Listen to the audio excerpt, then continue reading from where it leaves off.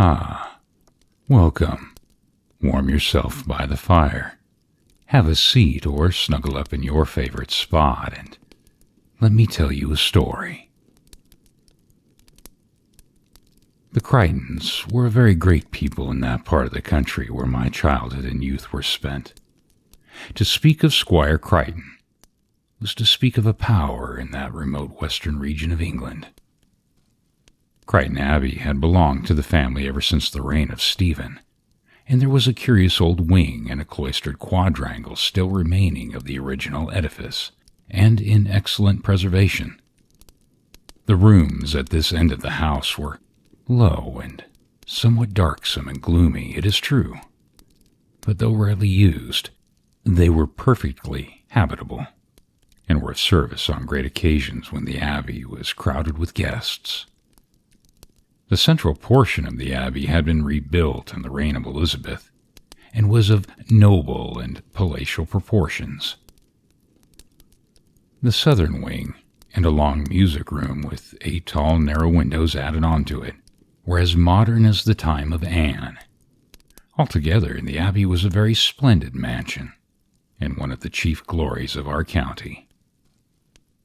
All the land in Chrighton parish, and for a long way beyond its boundaries, belonged to the great squire. The parish church was within the park walls, and the squire's gift, not a very valuable benefice, was a useful thing to bestow upon a younger son's younger son, or sometimes on a tutor, or dependent of the wealthy house.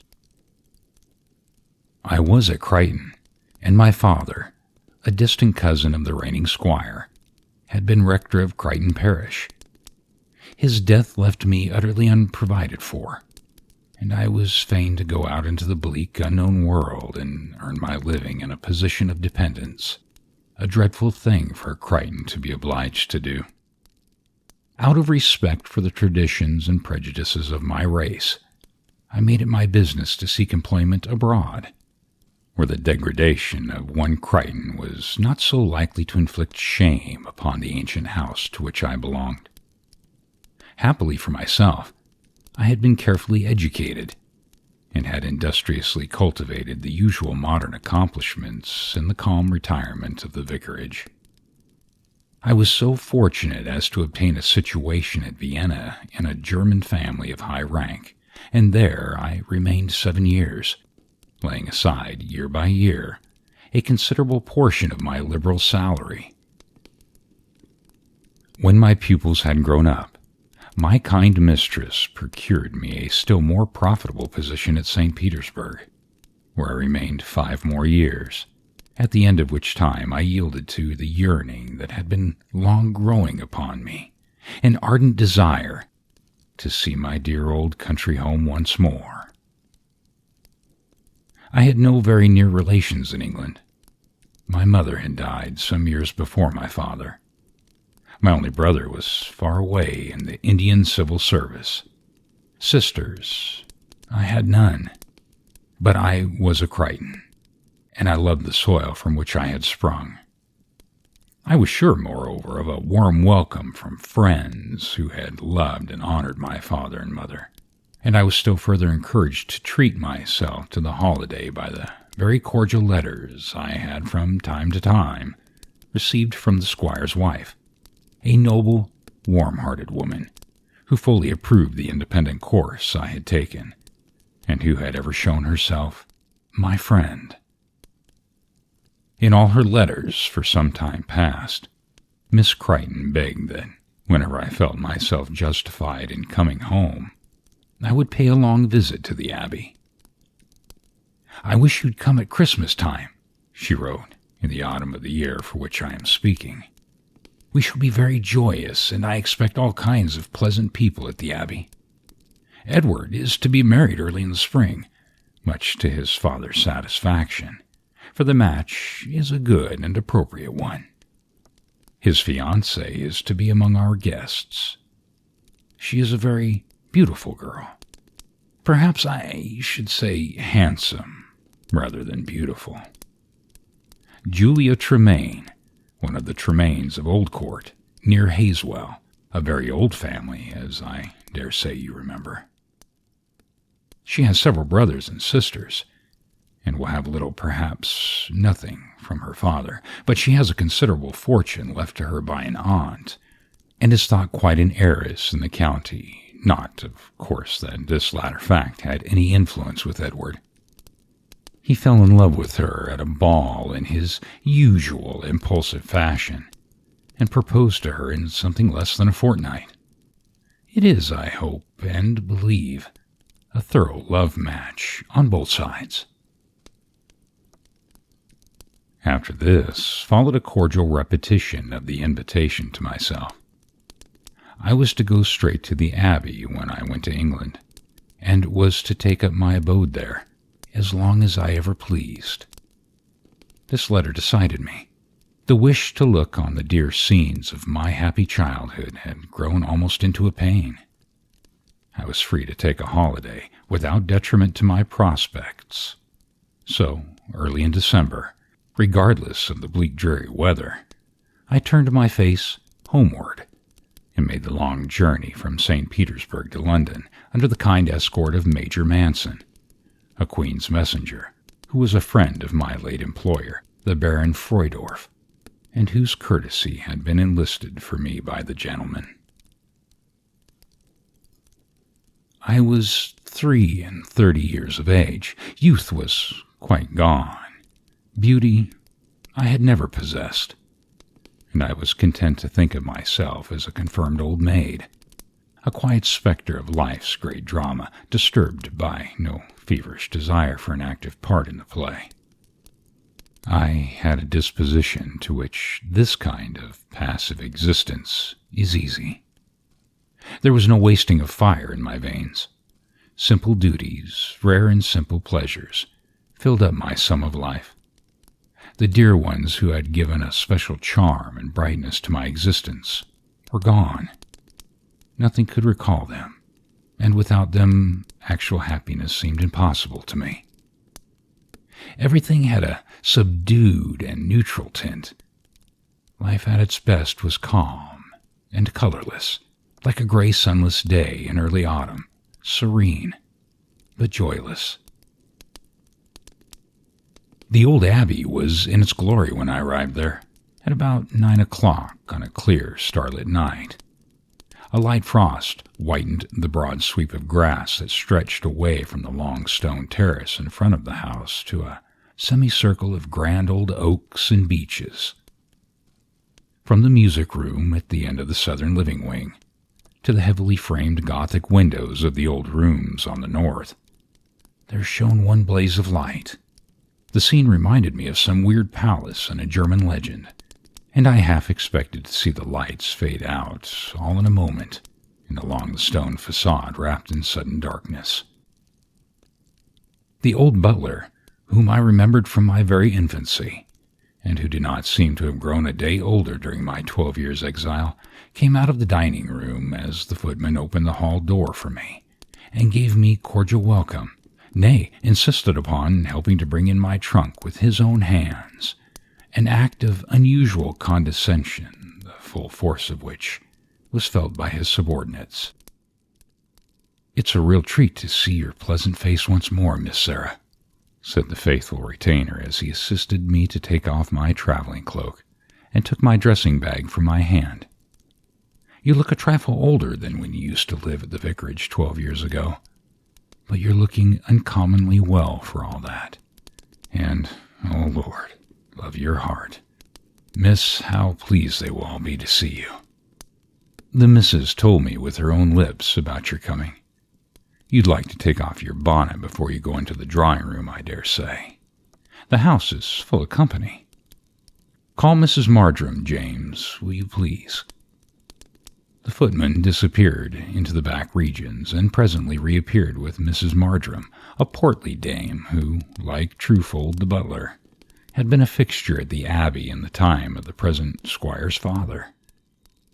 From her I received the same cordial greeting, and by her I was led off up staircases and along corridors, till I wondered where I was being taken to. We arrived at last at a very comfortable room, a square-shaped tapestried chamber with a low ceiling supported by a great oaken beam. The room looked cheery enough, with a bright roaring fire in the wide chimney, but it had a somewhat ancient aspect, which the superstitiously inclined might have associated with the possibility of ghosts. I was, fortunately, of a matter-of-fact disposition, utterly skeptical upon the ghost subject, and the old-fashioned appearance of the room took my fancy. "We are in King Stephen's wing, are we not, Miss Marjoram?" I asked. "This room seems quite strange to me.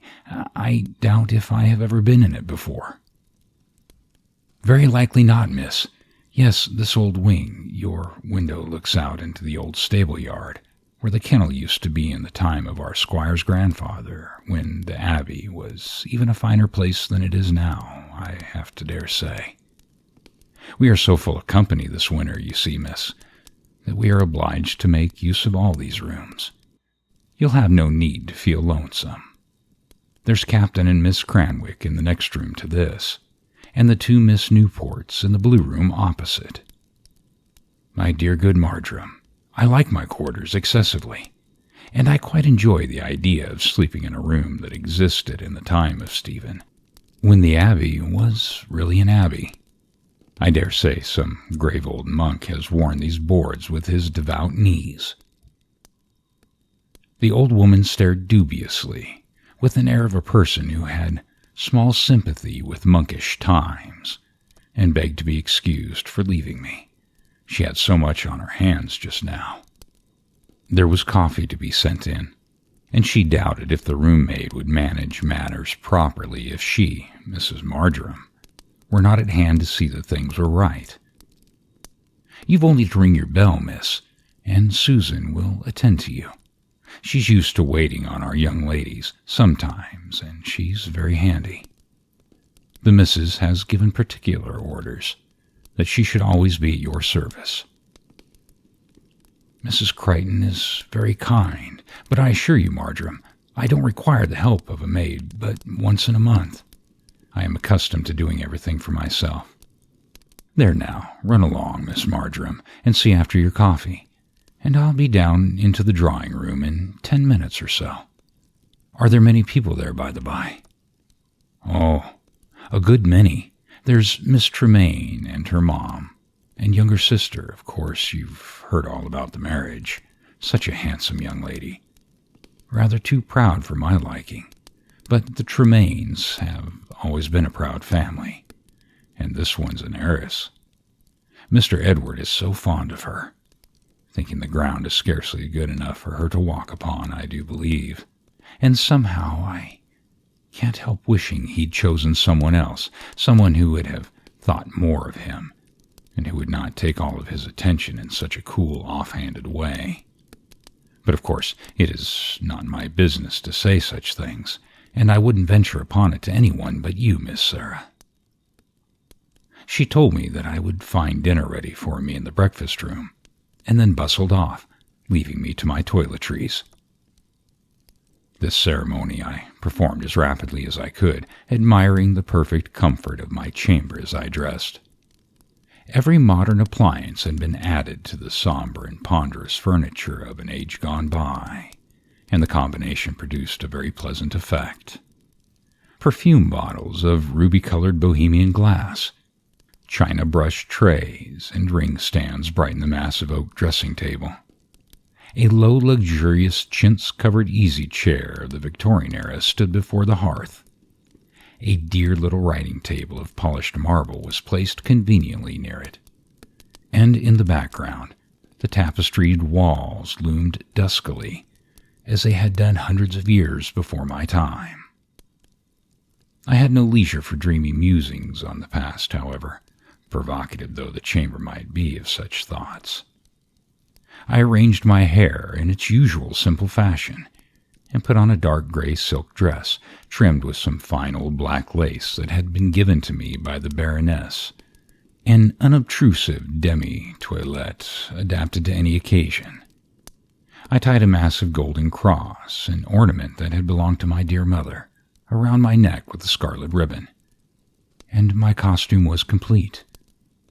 One glance at the looking-glass convinced me that there was nothing dowdy in my appearance, and then I hurried along the corridor and down the staircase to the hall, where the Truefold received me and conducted me to the breakfast room, in which an excellent dinner awaited me.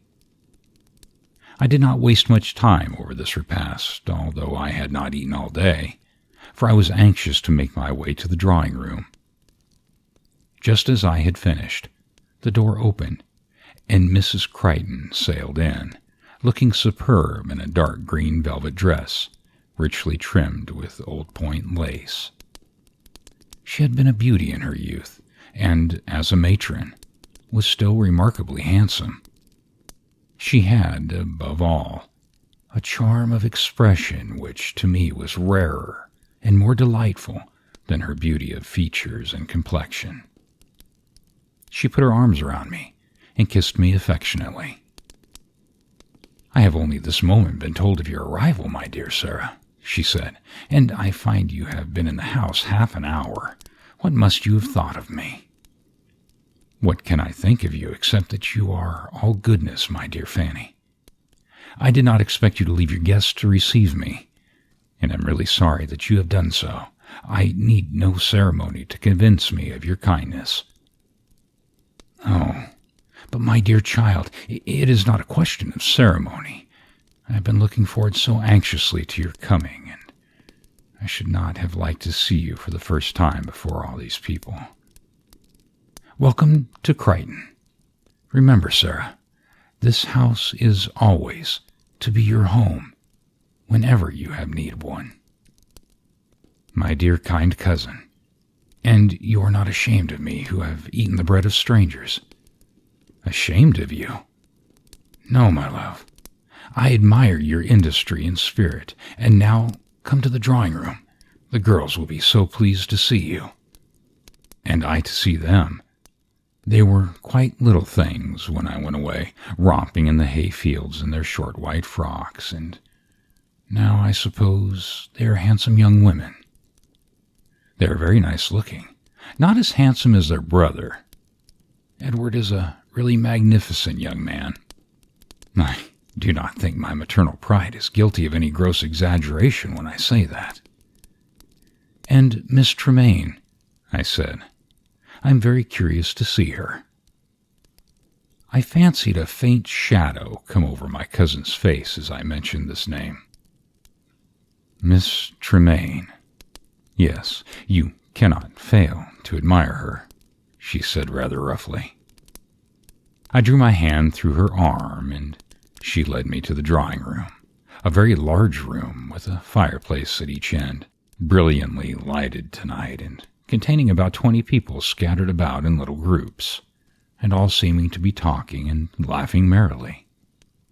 Miss Chrighton took me straight to one of the fireplaces, beside which 2 girls were sitting on a low sofa, while a young man of some more than 6 feet high stood near them, with his arm resting on a broad marble slab of the mantelpiece.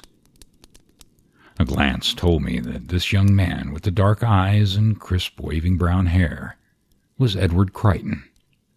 His likeness to his mother was, in and of itself, enough to tell me who he was. But I remembered the boyish face and bright eyes which had so often looked up to mine those days when the heir of the Abbey was one of the most juvenile scholars at Eton. The young lady seated nearest Edward attracted my chief attention, for I felt sure that this lady was Miss Tremaine. She was tall and slim, and carried her head and neck with a stately air which struck me more than anything in the first glance. Yes, she was handsome, undeniably handsome, and my cousin had been right when she said I could not fail to admire her. But to me, the dazzling fair face, with its perfect features, the marked aquiline nose, short upper lip expressive of unmitigated pride, the full cold blue eyes, penciled eyebrows, and aura of pale golden hair, were the very reverse of sympathetic. That Miss Tremaine must be universally admired, it was impossible to doubt. but I could not understand how any man could fall in love with such a woman. She was dressed in white muslin, and her only ornament was a superb diamond locket, heart-shaped, tied around her long white throat with a broad black ribbon. Her hair, of which she seemed to have a great quantity, was arranged in a massive coronet of plaits, which surmounted the small head as proudly as an imperial crown. To this young lady, Miss Chrighton introduced me. "I have another cousin to present to you, Julia," she said smilingly. "Miss Sarah Chrighton, just arrived from St. Petersburg." From St. Petersburg. What an awful journey. How do you do, Miss Chrighton? It was really very courageous of you to come so far. Did you travel alone? No, I had a companion as far as London, and a very kind one. I came on to the Abbey by myself. The young lady had given me her hand with a rather languid air, I thought. I saw the cold blue eyes surveying me curiously from head to foot, and it seemed to me as if I could read the condemnatory judgment in Miss Tremaine's face. I had not much time to think about her just now, for Edward Chrighton suddenly seized both my hands and gave me so hearty and loving a welcome that he almost brought the tears up from the heart into my eyes. Two pretty girls in blue crape came running forward from different parts of the room and gaily saluted me as Cousin Sarah, and the three surrounded me in a little cluster and assailed me with a string of questions, whether I remembered this and whether I had forgotten that, the battle in the hayfield, the charity school tea party in the vicarage orchard, our picnics in Hosley Combe, our botanical and entomological excursions on Corwell Common, and all the simple pleasures of their childhood and my youth. While this catechism was going on, Miss Tremaine watched us with a disdainful expression, which she evidently did not care to hide. I should not have thought you capable of such Arcadian simplicity, Mr. Chrighton," she said at last. "Pray continue your recollections. These juvenile experiences are most interesting." "I don't expect you to be interested in them at all, Julia," Edward answered with a tone that sounded rather too bitter for a lover. "I know what a contempt you have for trifling rustic pleasures. Were you ever even a child yourself? I don't believe you ever ran after a butterfly in your life." Her speech put an end to our talk of the past somehow.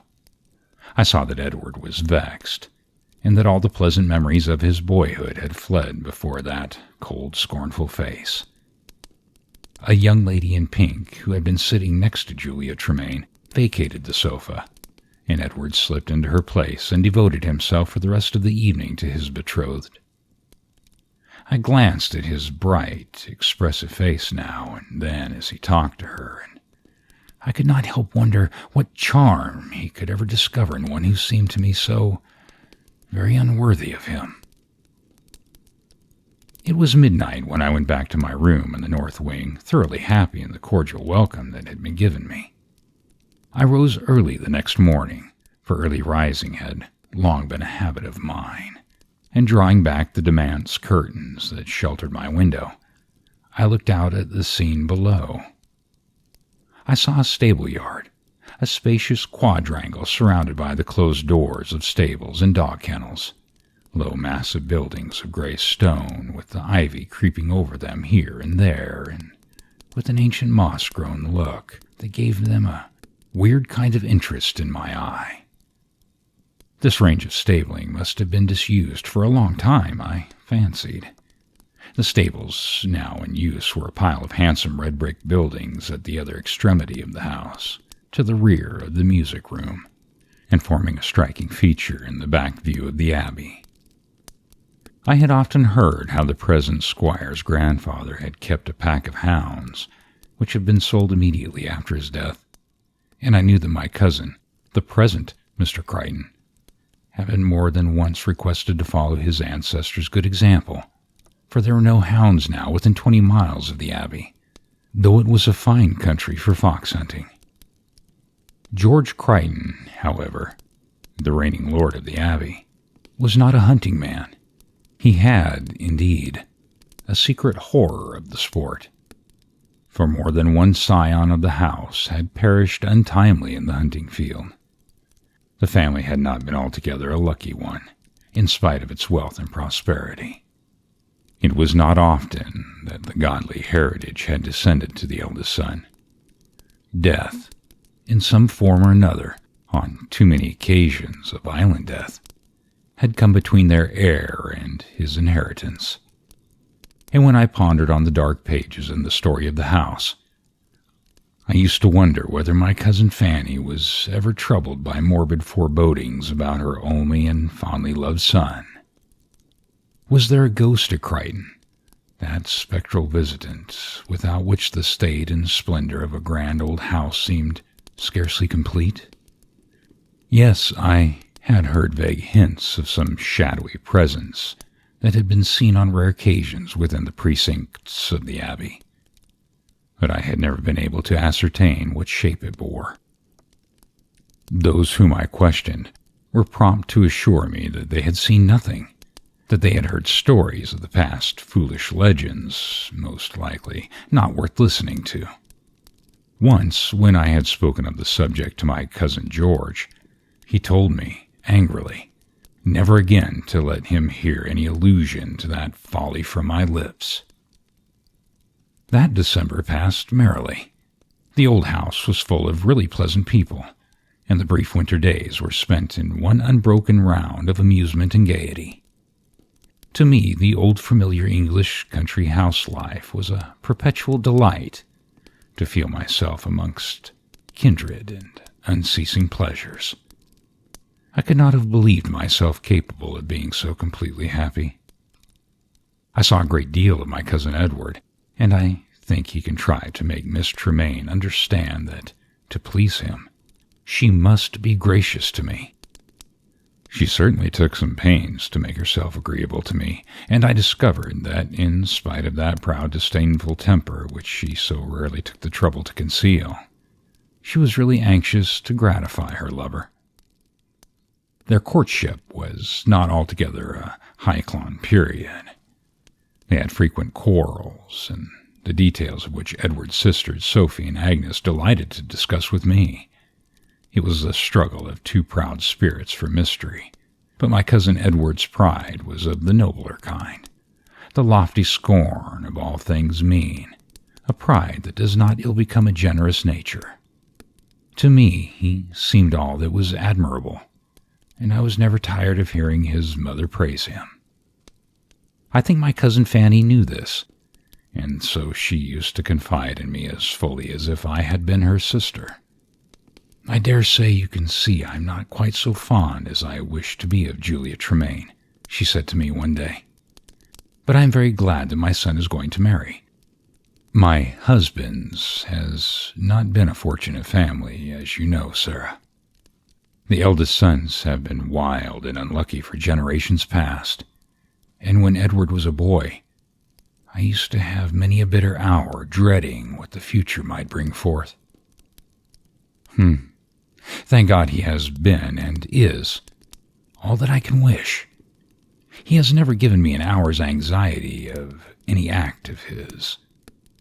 Yet I am not the less glad of his marriage. The heirs of Chrighton, who have come to an untimely end, have all died unmarried. There was Hugh Chrighton, in the reign of George II, who was killed in a duel. John, who broke his back in the hunting field 30 years later. Theodore, shot accidentally by a schoolfellow at Eton. And Jasper, whose yacht went down in the Mediterranean 40 years ago. An awful list, is it not, Sarah? I shall feel as if my son were safer somehow when he is married. It will seem as if he has escaped the bane that has fallen on so many of our house. He will have greater reason to be careful of his life when he is a married man. I agreed with Miss Chrighton, but could not help wishing that Edward had chosen another woman than the cold, handsome Julia. I could not fancy his future life happy with such a mate. Christmas came by and by, a real old English Christmas, frost and snow without, warmth and revelry within, skating on the great pond in the park, and sledding on the ice-bound high roads by day, private theatricals, charades, and amateur concerts by night. I was surprised to find that Miss Tremaine refused to take any active part in these evening amusements. She preferred to sit among the elders as a spectator, and had the air and bearing of a princess for whose diversion all our entertainments had been planned. She seemed to think that she fulfilled her mission by sitting still and looking handsome. No desire to show off appeared to enter her mind. Her intense pride left no room for vanity. Yet I knew that she could have distinguished herself as a musician if she had chosen to do so, for I had heard her sing and play in Miss Chrighton's morning room, when only Edward, his sisters, and myself were present, and I knew that both as a vocalist and a pianist she excelled all our guests. The two girls and I made many a happy morning and afternoon, going from cottage to cottage in a pony carriage laden with Mrs. Chrighton's gifts to the poor of her parish. There was no public formal distribution of blankets and coals, but the wants of all were amply provided for in a quiet, friendly way.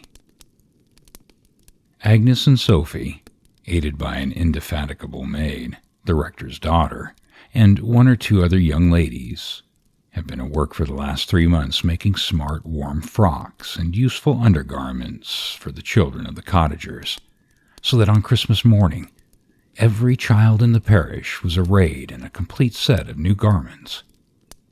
Miss Chrighton had an admirable faculty of knowing precisely what was the most wanted in every household, and our pony carriage used to convey a varied collection of goods, every parcel directed in the firm free hand of the chatelaine of the Abbey.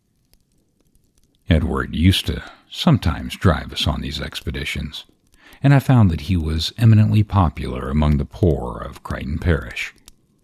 He had such an airy, pleasant way of talking to them, a manner which set them at their ease at once. He never forgot their names, or relationships, or wants, or ailments. Had a packet of exactly the kind of tobacco each man liked best, always ready in his coat pockets, and was full of jokes, which may not have been particularly witty, but which used to make the small, low-roofed chambers ring with hearty laughter. Miss Tremaine coolly declined any share in these pleasant duties. "I don't like poor people," she said. "I dare say it sounds very dreadful, but it's just as well to confess my iniquity at once. I never can get on with them, or they with me. I am not simpatica, I suppose. And then I cannot endure their stifling rooms, the close, faint odor of their houses giving me a fever. And again, what is the use of visiting them? It is only an inducement to them to become hypocrites.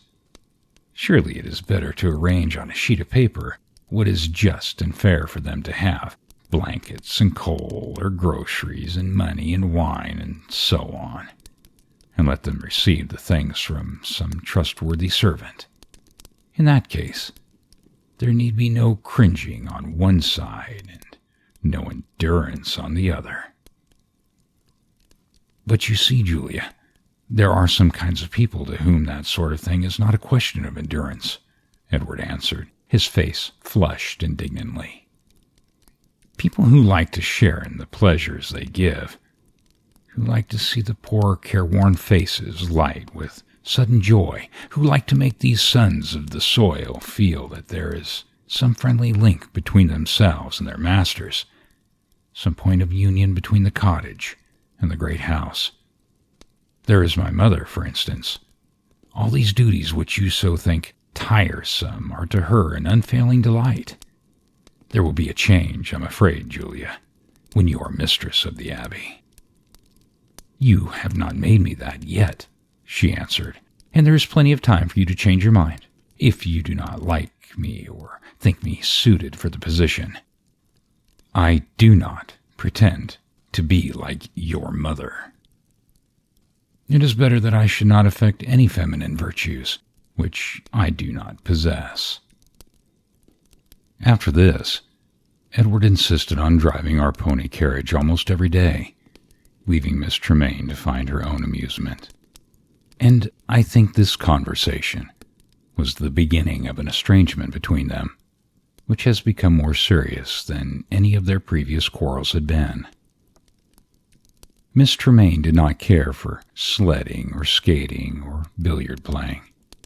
She had none of the fast tendencies which have become so common lately. She used to sit in one particular window of the drawing room all the morning, working a screen in Berlin wool and beads, assisted and attended by her younger sister Laura, who was kind of a slave to her by a very colorless young lady in mind, capable of no such things as an original opinion, and in person, a pale replica of her sister. Had there been less company in the house, the breach between Edward Chrighton and his betrothed must have become notorious. But with a house so full of people, all bent on enjoying themselves, I doubt if it was noticed. On all public occasions, my cousin showed himself attentive and apparently devoted to Miss Tremaine. It was only I and his sisters who knew the real state of the affairs. I was surprised, after the young lady's total repudiation of all benevolent sentiments, when she beckoned me aside one morning and slipped a little purse of gold, 20 sovereigns, into my hand. "I shall be very much obliged if you will distribute that among our cottagers today, Miss Chrighton," she said. "Of course, I should like to give them something. It's only the trouble of talking to them that I shrink from. And you are just the person for that privilege. Don't mention my little commission to anyone, please." "Of course I may tell Edward," I said, for I was anxious that he should know his betrothed was not as hard-hearted as she had appeared. "No, to him least of all," she answered eagerly. "You know that our ideas vary on that point. He would think I gave the money to please him. Not a word, I pray you, Miss Chrighton." I submitted, and distributed my sovereigns quietly, with the most careful exercise of my judgment. So, Christmas came and passed. It was the day after the great anniversary, a very quiet day for the guests and family at the Abbey, but a grand occasion for the servants, who were to have their annual ball that evening, a ball to which all the humbler classes of tenantry were invited.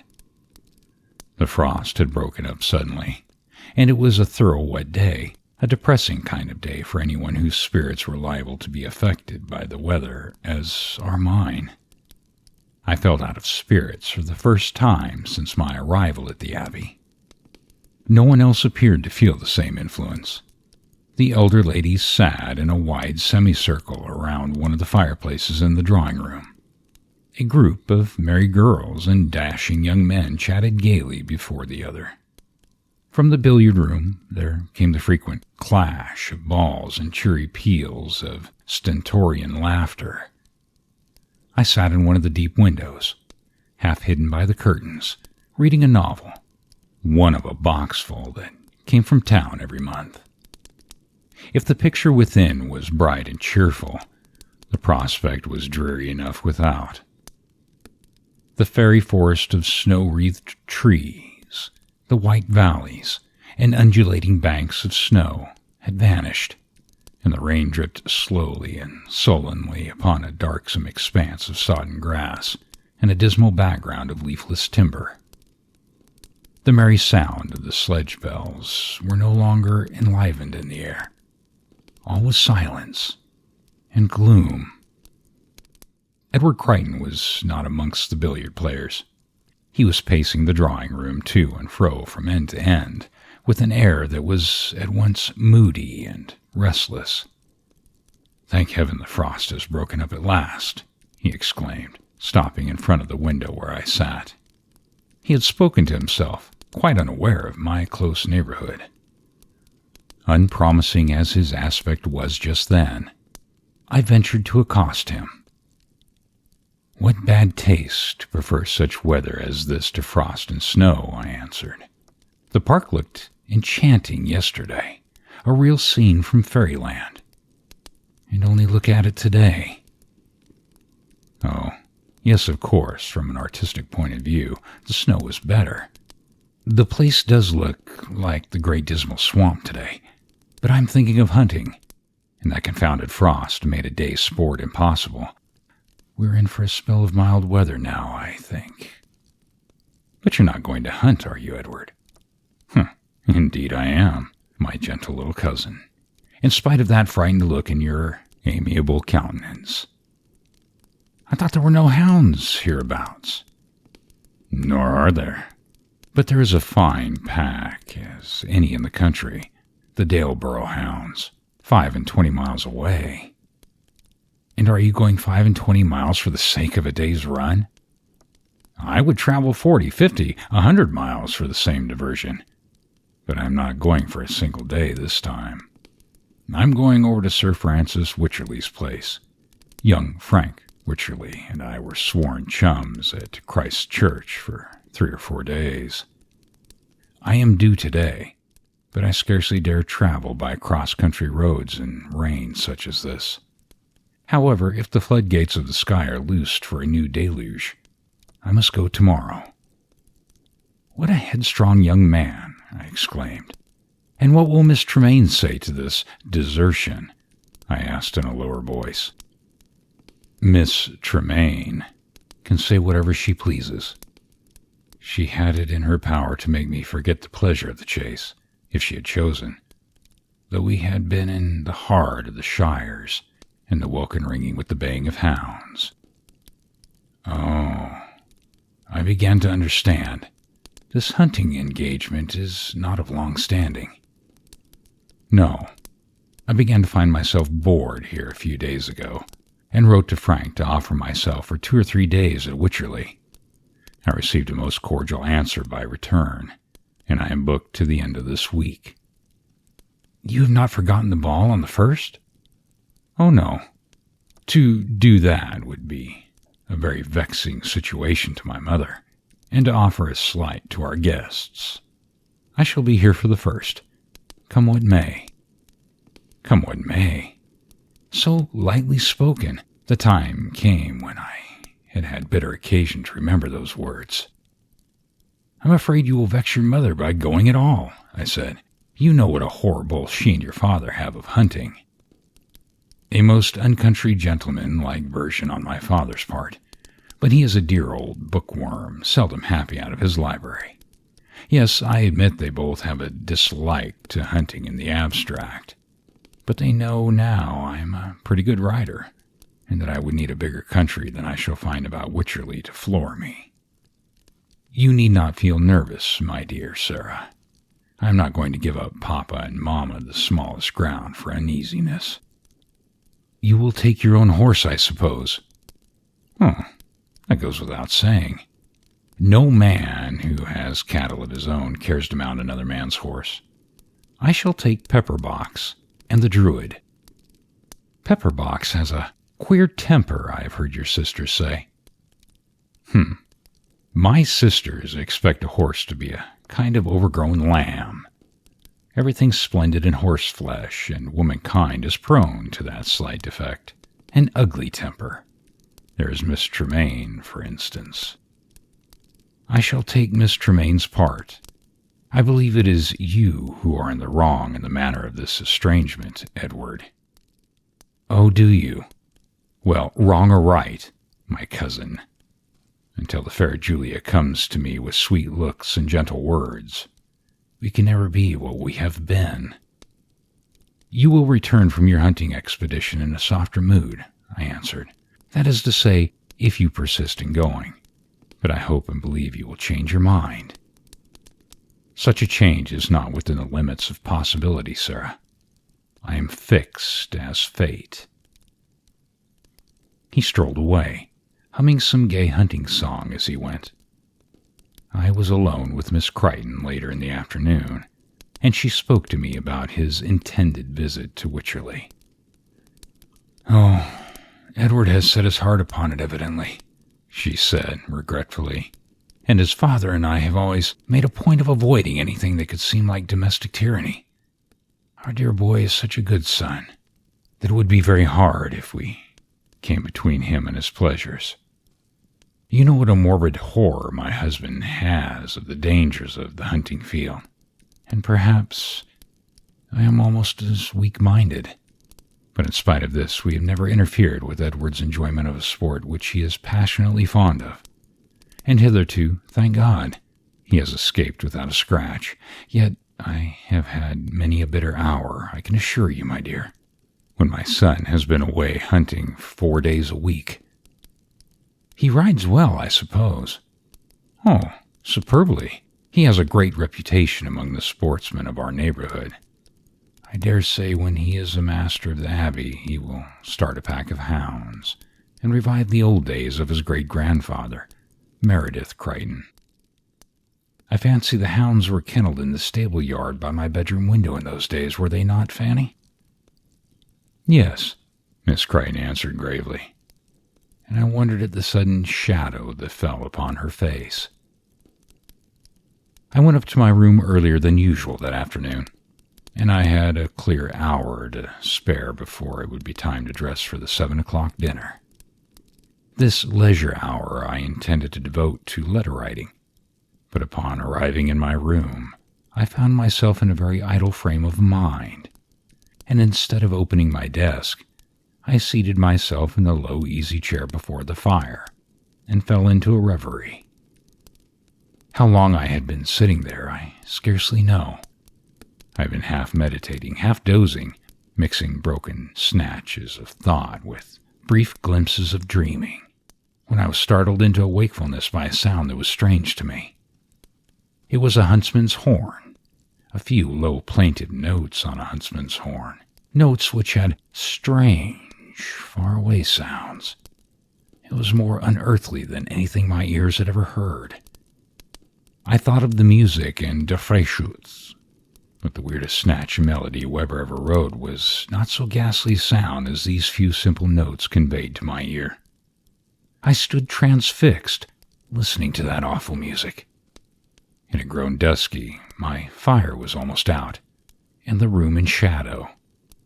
As I listened, a light flashed suddenly on the wall before me. The light was unearthly as the sound, a light that never shone from earth or sky. I ran to the window, for this ghastly shimmer flashed through the window upon the opposite wall. The great gates of the stable-yard were open, and men in scarlet coats were riding in, a pack of hounds crowding in before them, obedient to the huntsman's whip. The whole scene was dimly visible by the declining light of the winter evening and the weird gleams of a lantern carried by one of the men. It was this lantern which had shone upon the tapestried wall. I saw the stable doors open one after another, gentlemen and grooms alighting from their horses, the dogs driven into their kennels, the helpers hurrying to and fro, and that strange lantern light glimmering here and there in the gathering dusk. But there was no sound of horse hoofs or of human voices, not one yelp or cry from the hounds. Since those faint, far-away sounds of the horn had died out in the distance, the ghastly silence had been unbroken. I stood at my window quite calmly and watched while the group of men and animals in the yard below noiselessly dispersed. There was nothing supernatural in the manner of their disappearance. The figures did not vanish or melt into empty air. One by one, I saw the horses led into their separate quarters. One by one, the redcoats strolled out of the gates, and the grooms departed, some one way, some another. The scene, but for its noiselessness, was natural enough. And had I been a stranger in the house, I might have fancied that those figures were real, those stables in full occupation. But I knew that stable yard and all its range of buildings to have been disused for more than half a century. Could I believe that, without an hour's warning, the long-deserted quadrangle could be filled, the empty stalls tenanted? Had some hunting party from the neighborhood sought shelter here, glad to escape the pitiless rain? That was not impossible, I thought. I was an utter believer in all ghostly things, ready to credit any possibility rather than suppose that I had been looking upon shadows. And yet the noiselessness, the awful sound of that horn, the strange unearthly gleam of that lantern. Little superstitious as I might be, a cold sweat stood out upon my forehead, and I trembled in every limb. For some minutes, I stood by the window, statue-like, staring blankly into the empty quadrangle. Then I roused myself suddenly and ran softly downstairs by a back staircase leading to the servants' quarters, determined to solve the mystery somehow or another. The way to Mrs. Marjoram's room was familiar to me from old experience, and it was thither that I bent my step, determined to ask the housekeeper the meaning of what I had seen. I had a lurking conviction that it would be well for me not to mention this scene to any other members of the family till I had taken counsel with someone who knew the secrets of Chrighton Abbey. I heard the sound of merry voices and laughter as I passed the kitchen and servants' hall. Men and maids were all busy in the pleasant labor of decorating their rooms for the evening's festivals. They were putting the last touches to garland and holly and laurel and ivy and fir as I passed the open doors. And in both rooms, I saw tables laid for a substantial tea. The housekeeper's room was in a retired nook at the end of a long passage, a charming old room, paneled with dark oak and a full capacious cupboard, which in my childhood I had looked upon as a storehouse of inexhaustible treasures in the way of preserves and other confectionaries. It was a shady old room with a wide old-fashioned fireplace, cool in summer when the hearth was adorned with a great jar of roses and lavender, and warm in the winter when the logs burned merrily all day long. I opened the door softly and went in. Mrs. Marjoram was dozing in a high-backed chair by the glowing hearth, dressed in her state gown of gray-watered silk and with a cap that was a perfect garden of roses. She opened her eyes as I approached her and stared at me with a puzzled look for the first moment or so. "Why, is that you, Miss Sarah?" she exclaimed. "And looking as pale as a ghost, I can see, even by this firelight. Let me just light a candle, and then I'll get you a drink. Sit down in my armchair, miss. Why, I declare you're all of a tremble." She put me into her easy chair before I could resist, and lighted the 2 candles which stood ready upon her table while I was trying to speak. My lips were dry, and it seemed at first as if my voice was gone. "Never mind the drink, Marjoram," I said at last. "I'm not ill. I have been startled, that's all, and I've come to ask you for an explanation of the business that frightened me." "What business, Miss Sarah?" "You must have heard something of it yourself, surely. Didn't you hear a horn just now? A huntsman's horn." "A horn? Lord, no, Miss Sarah. Whatever could have put such a fancy into your head?" I saw that Mrs. Marjoram's ruddy cheeks had suddenly lost their color, that she was now almost as pale as I could have been myself. "It was no fancy," I said. "I heard the sound, and saw the people. A hunting party has just taken shelter in the north quadrangle, dogs and horses and gentlemen and servants." "What were they like, Miss Sarah?" the housekeeper asked in a strange voice. "I can hardly tell you that. I could see that they wore red coats, and I could scarcely see them more than that. Yes, I did get a glimpse of one of the gentlemen by the light of the lantern, a tall man, with gray hair and whiskers and a stoop in his shoulders. I noticed that he wore a short-waisted coat with a very high collar, a coat that looked 100 years old. "The old squire," muttered Miss Marjoram under her breath, and then turning to me, she said with a cheery, resolute air, "Oh, you've been dreaming, Miss Sarah, that's it. You've dropped off in your chair before the fire, and had a dream, that's all." "No, Marjoram, it was no dream. The horn woke me, and I stood at my window and saw the dogs and the huntsman come in. Do you know, Miss Sarah, that the gates of the North Quadrangle have been locked and barred for the last 40 years, and that no one ever goes in there except through the house?"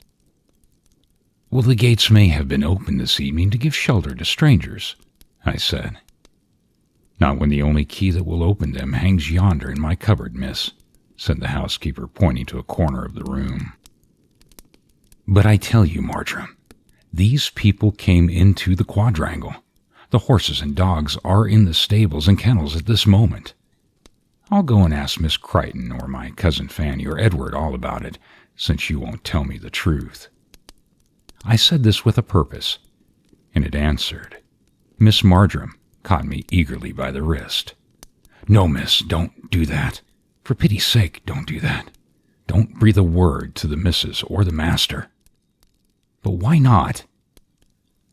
"Because you've seen that which always brings misfortune and sorrow to this house, Miss Sarah. You've seen the dead." "What do you mean?"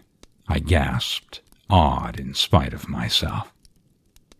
"I dare say that you heard that there has been something seen at times at the Abbey, many years apart, thank God.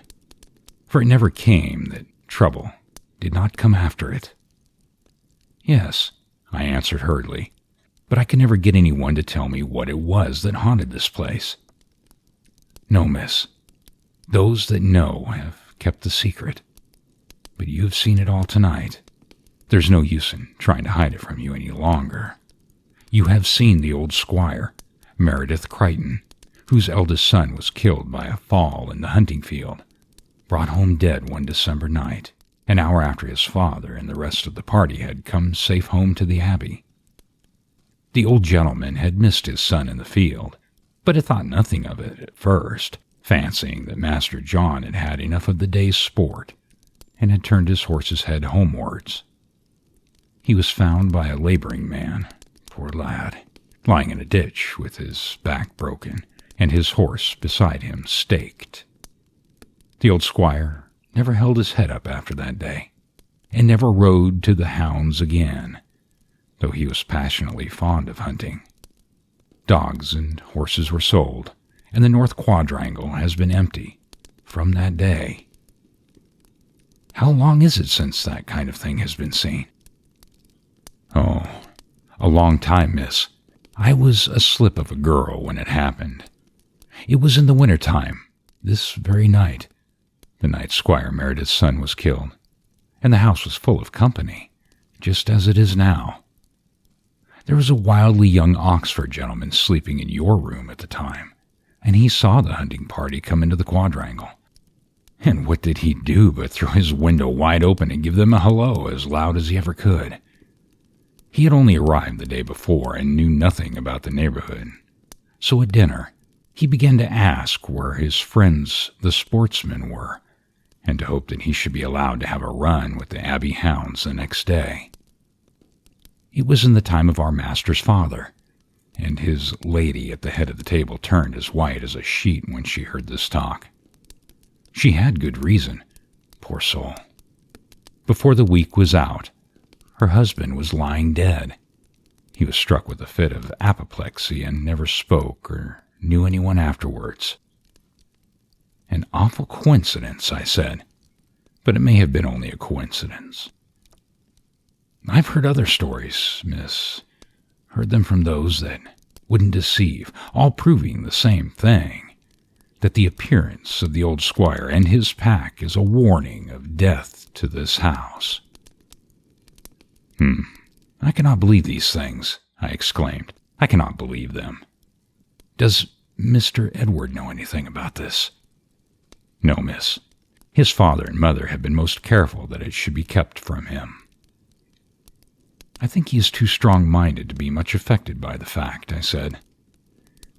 And you will not say anything about what you've seen to my master or mistress, will you, Miss Sarah? Pleaded the faithful old servant. The knowledge of it would be sure to make them nervous and unhappy. And if evil is to come upon this house, it isn't in human power to prevent its coming. God forbid that there is any evil at hand, I answered.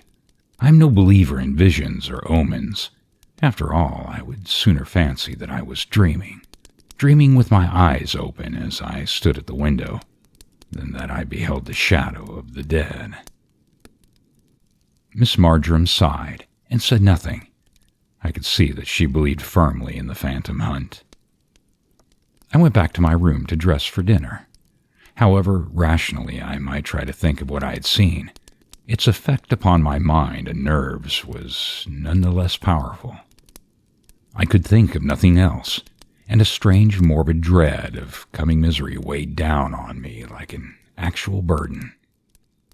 There was a very cheerful party in the drawing-room when I went downstairs, and at dinner the talk and laughter were unceasing, but I could see that my cousin Fanny's face was a little graver than usual, and I had no doubt she was thinking of her son's intended visit to Wycherley. At the thought of this, a sudden terror flashed upon me. How if the shadows I had seen that evening were ominous of the dangers to him, to Edward, the heir and only son of the house? My heart grew cold as I thought of this, and yet in the next moment I despised myself for such weakness. It is natural enough for an old servant to believe in such things, I said to myself, but for me, an educated woman of the world, preposterous folly. And yet, from that moment, I began to puzzle myself in the endeavor to devise some means by which Edward's journey might be prevented. Of my own influence, I knew that I was powerless to hinder his departure by so much as an hour, but I fancied that Julia Tremaine could persuade him to any sacrifice of his inclination, if she could only humble her pride so far as to entreat it. I determined to appeal to her in the course of the evening. We were very merry all that evening. The servants and their guests danced in the great hall, while we sat in the gallery above and in little groups upon the stairs, watching their diversions. I think this arrangement afforded excellent opportunities for flirtation, and that the younger members of our party made good use of their chances, with one exception. Edward Chrighton and his fiancée contrived to keep far away from each other all evening. While all was going on noisily in the hall below, I managed to get Miss Tremaine apart from the others in the embrasure of a painted window on the stairs, where there was a wide oaken seat. Seated here, side by side, I described to her, under a promise of secrecy, the scene which I had witnessed that afternoon, and my conversation with Miss Marjoram. "But good gracious me, Miss Chrighton," the young lady exclaimed, lifting her penciled eyebrows with unconcealed disdain. "You don't mean to tell me that you believe in such nonsense, ghosts and omens, and an old woman's folly like that?" "I assure you, Miss Tremaine, it is most difficult for me to believe in the supernatural," I answered earnestly. "But that which I saw this evening was something more than human. The thought of it made me very unhappy, and I cannot help connecting it somehow with my cousin Edward's visit to Wycherley. If I had the power to prevent his going, I would do it at any cost, but I have not. You alone have influence enough for that.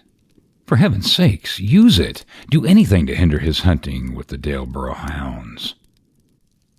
"You would have me humiliate myself by asking him to forego his pleasure, and that after his conduct to me during the last week? I confess that he has done much to offend you, but you love him, Miss Tremaine, though you are too proud to let your love be seen. I am certain that you do love him. For pity's sake, speak to him. Do not let him hazard his life. when a few words from you may prevent the danger." "I don't believe he would give up his visit to please me," she answered, "and I shall certainly not put it in his power to humiliate me by a refusal. Besides, all this fear of yours is such utter nonsense. As if nobody had ever hunted before. My brothers hunt 4 times a week every winter, and not one of them has ever been the worst for it yet." I did not give up the attempt lightly. I pleaded with this proud, obstinate girl for a long time, as long as I could induce her to listen to me. But all was in vain. She stuck to her text. No one should persuade her to degrade herself by asking a favor of Edward Chrighton. He had chose to hold himself aloof from her, and she would show him that she could live without him. When she left Chrighton Abbey, they would part as strangers. So, the night closed, and at breakfast the next morning, I heard that Edward had started for Wycherley soon after daybreak. His absence made, for me at least, a sad blank in our circle. For one other also, I think, for Miss Tremaine's fair, proud face was very pale, though she tried to seem happier than usual, and exerted herself in quite an unaccustomed manner in her endeavor to be agreeable to everyone. The days passed slowly for me after my cousin's departure. There was a weight upon my mind, a vague anxiety which I struggled in vain to shake off. The house, full as it was of pleasant people, seemed to me to have become dull and dreary now that Edward was gone. The place where he had sat appeared always vacant to my eyes, though another filled it, and there was no gap on either side of the long dinner table. Light-hearted young men still made the billiard-room resonate with their laughter. Merry girls flirted as gaily as ever, undisturbed in the smallest degree by the absence of the heir of the house. Yet for me, all was changed. A morbid fancy had taken complete possession of me. I found myself continually brooding over the housekeeper's words, those words which had told me that the shadows I had seen boded death and sorrow to the house of Chrighton. My cousin, Sophie, and Agnes were no more concerned about their brother's welfare than they were the guests. They were full of excitement about the New Year's ball, which was to be a very grand affair. Every one of importance within 50 miles was to be present. Every nook and corner of the Abbey would be filled with visitors coming from a great distance, while others were to be billeted upon the better class of tenancy round about. Altogether, the organization of this affair was no small business, and Mrs. Chrighton's mornings were broken by discussions with the housekeeper, messages from the cook, interviews with the head gardener on the subject of floral decorations, and other details which all alike demanded the attention of the mistress of the house herself. With these duties, and with the claims of her numerous guests, my cousin Fanny's time was so fully occupied that she had little leisure to indulge in anxious feelings about her son, whatever secret uneasiness may have been lurking in her maternal heart.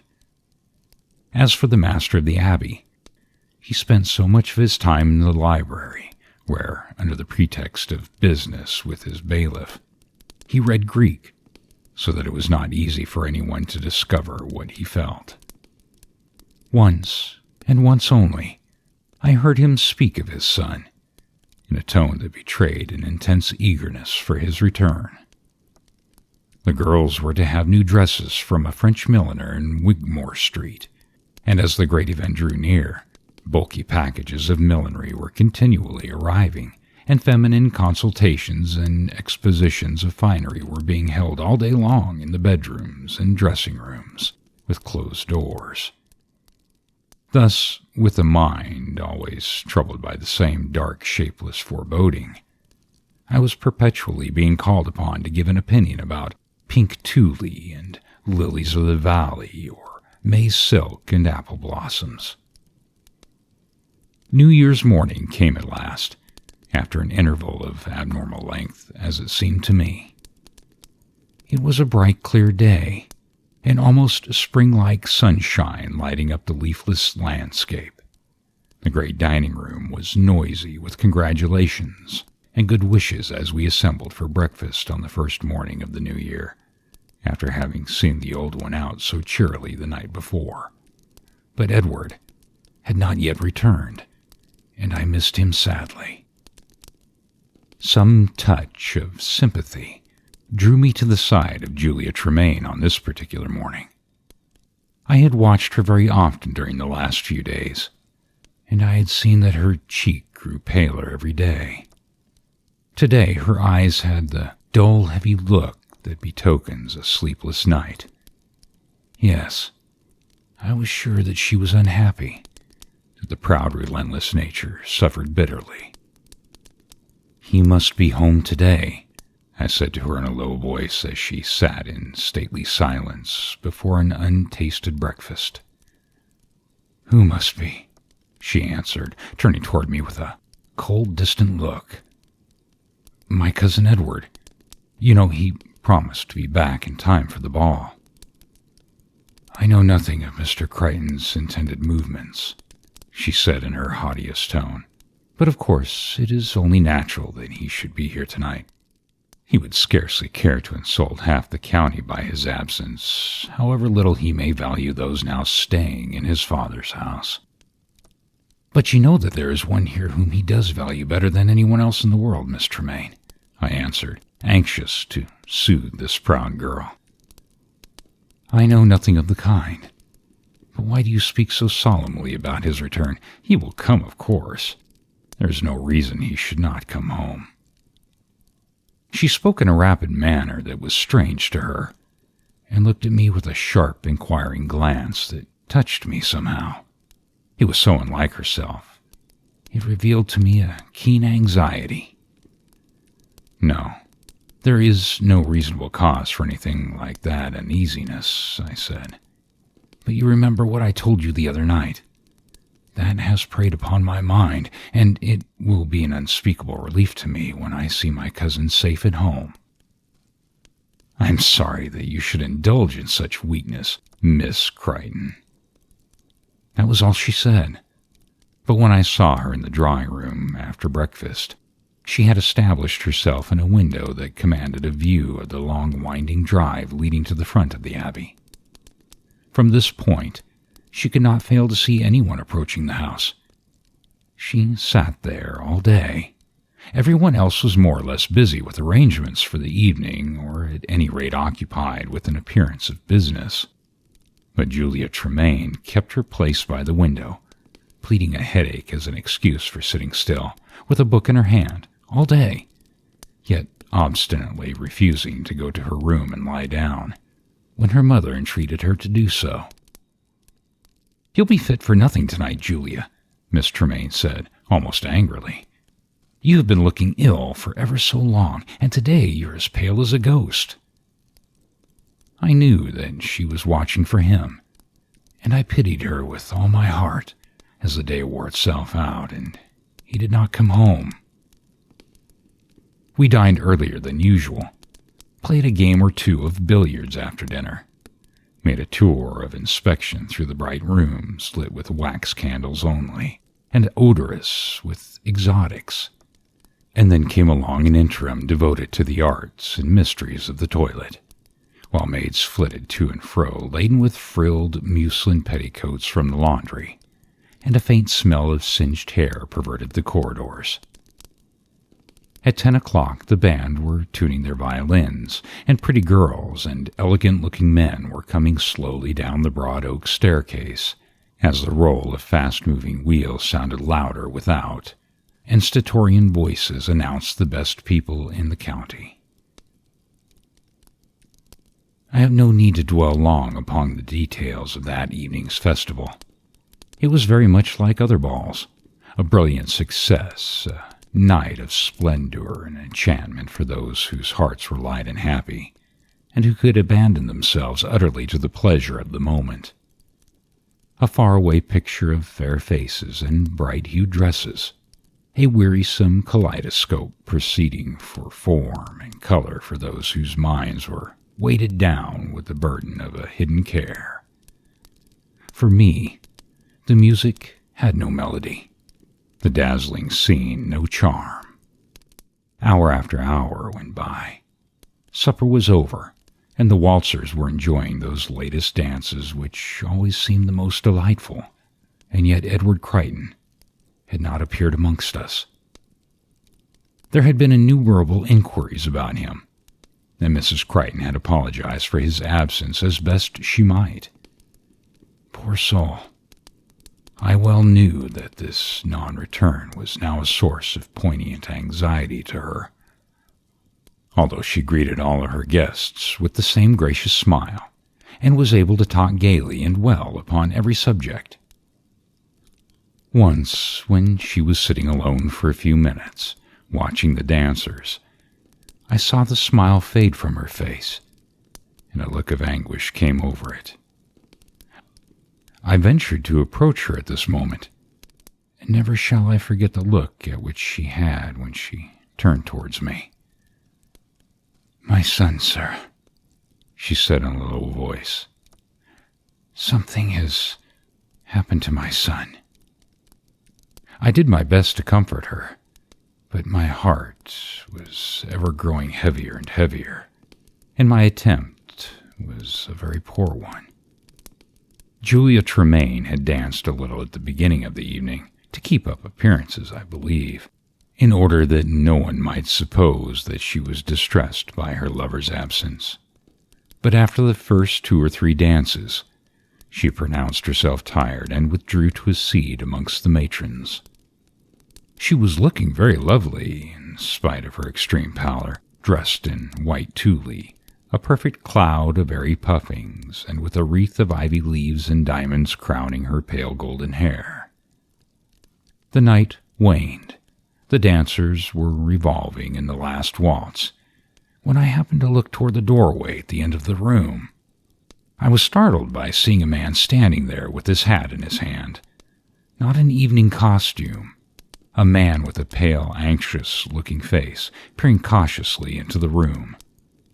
My first thought was of evil, but in the next moment the man had disappeared, and I saw no more of him.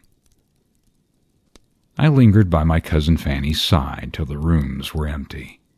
Even Sophie and Aggie had gone off to their own apartments, their airy dresses sadly dilapidated by the night's vigorous dancing. There were only Mr. and Mrs. Chrighton and myself in the long suite of rooms, where the flowers were dropping and the wax lights dying out one by one in the silver sconces against the walls. I think the evening went off very well," Fanny said, looking rather anxiously at her husband, who was stretching himself and yawning with an air of intense relief. "Yes, the affair went off well enough, but Edward has committed a terrible breach of manners by not being here. Upon my word, the young men of the present day think of nothing but their own pleasures. I suppose that something especially attractive was going on at Wycherley today, and he couldn't tear himself away." "It is so unlike him to break his word," Miss Chrighton answered. "You are not alarmed, Frederick? You do not think that anything has happened, any type of accident?" "What should happen? Ned is one of the best riders in the county. I don't think there are any that fear of his coming to grief." "He might be ill." "Not he. He's a young Hercules, and if it were possible for him to be ill, which is not, he should have sent a message from Wycherley." The words were scarcely spoken when Truefold, the old butler, stood by his master's side with a solemn, anxious face. "There is a person who wishes to see you, sir, alone," he said in a low voice. Low as the words were, both Fanny and myself heard them. "Someone from Wycherley," she exclaimed. "Let him come here." "But, madam, the person most peculiarly wished to see the master alone. Shall I show him into the library, sir? The lights are not out in there." "Then it is someone from Wycherley," said my cousin, seizing my wrist with a hand that was icy cold. "Didn't I tell you so, Sarah? Something has happened to my son. Let the person come here, Truefold. Here. I insist upon it." The tone of command was quite strange in a wife who was always deferential to her husband, in a mistress who was ever gentle to her servants. "Let it be so, Truefold," said Mr. Chrighton. "Whatever ill news has come to us, we will hear it together." He put his arms around his wife's waist. Both were pale as marble. Both stood in stony stillness, waiting for the blow that was to fall upon them. The stranger, the man I had seen in the doorway, came in. He was curate of Wycherley Church and chaplain to Sir Francis Wycherley, a grave middle-aged man. He told what he had to tell with all kindness, with all the usual forms of consolation which Christianity and an experience of sorrow could suggest. Vain words, wasted trouble. The blow must fall, and earthly consolation was unable to lighten it by a feather's weight. There had been a steeplechase at Wycherley, an amateur affair with gentlemen riders, on the bright New Year's Day, and Edward Chrighton had been persuaded to ride his favorite hunter, Pepperbox. There would be plenty of time for him to return to Chrighton after the races. He had consented, and his horse was winning easily, when at the last fence, a double one, with water beyond, Pepperbox balked his leap, and went over head foremost, flinging his rider over a hedge into a field close beside the course, where there was a heavy stone roller. Upon this stone roller, Edward Chrighton had fallen, his head receiving the full force of the concussion. All was final. It was while the assistant clergy was relating the fatal catastrophe that I looked around suddenly and saw Julia Tremaine standing a little way behind the speaker. She had heard it all. She uttered no cry. She showed no signs of fainting, but stood calm and motionless, waiting for the end. I know not how that night ended. There seemed an awful calm upon us all. A carriage was got ready, and Mr. and Mrs. Chrighton started for Wycherley to look upon their dead son. He had died while they were carrying him from the course to Sir Francis's house. I went with Julia Tremaine to her room and sat with her while the winter morning dawned slowly upon us all. Oh, what a bitter dawning. I have little more to tell. Life goes on, though hearts are broken. Upon Chrighton Abbey there came a dreary time of desolation. The master of the house lived in his library, shut away from the outer world, buried almost as completely as a hermit in his cell. I have heard that Julia Tremaine was never known to smile after that day. She is still unmarried and lives entirely at her father's country house, proud and reserved in her conduct to her equals, but a very angel of mercy and compassion amongst the poor of the neighborhood. Yes, this haughty girl, who once declared herself unable to endure the hovels of the poor, is now a sister of charity in all but the robe. I have seen my cousin Fanny many times since that awful New Year's night, for I have always had the same welcome at the Abbey. I have seen her calm and cheerful, doing her duty, smiling upon her daughter's children, the honored mistress of a great household. But I know that the mainspring of life is broken, that for her there hath passed a glory from the earth, and that upon all the pleasures and joys of this world she looks with the solemn calm of one for whom all things are dark with the shadow of a great sorrow. If you like these stories, subscribe, like, and share, and don't forget to hit that notification bell for future stories. And as always, I thank you for taking the time to listen. The end.